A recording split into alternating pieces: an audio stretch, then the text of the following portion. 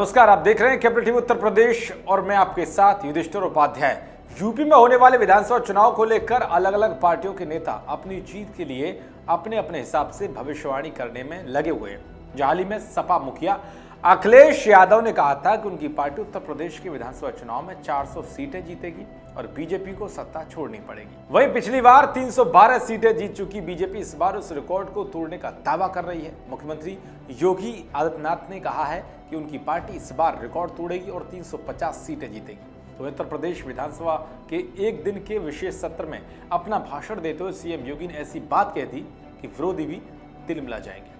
CM योगी ने Samajwadi party पर निशाना साधते हुए कहा कि विपक्ष की आदत मुझे पता है, चुनाव नतीजों के बाद ये ईवीएम पर दोष देंगे। साथ ही उन्होंने कहा कि विधानसभा चुनाव की तस्वीर साफ हो गई है क्योंकि हमने प्रदेश की 25 करोड़ जनता के लिए काम किया।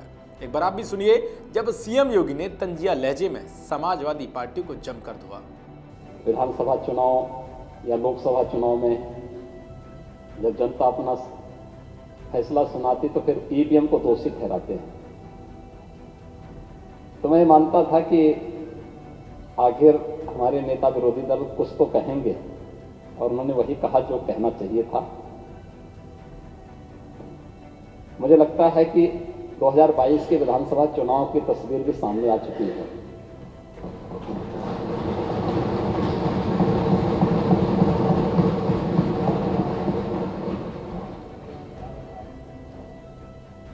भारतीय जनता पार्टी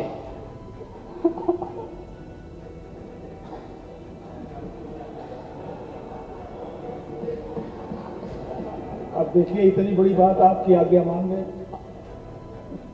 उम्र में बड़े हैं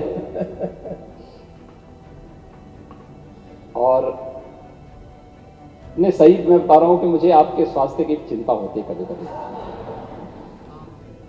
और मैं इसीलिए पिछली बार आपसे कहा था कि आपको बलिया के काले गाजर का हलवा जरूर खाना चाहिए। तो सुना आपने किस तरह से सीएम योगी ने ईवीएम पर सवाल उठाने वाले समाजवादी पार्टी के नेताओं को आईना दिखाया और साथ ही ये भी साफ कर दिया कि फिर से यूपी में बीजेपी सरकार ही बनने जा रही है। विपक्ष फिर से ईवीएम का रोना रोने के लिए तैयार हो जाए।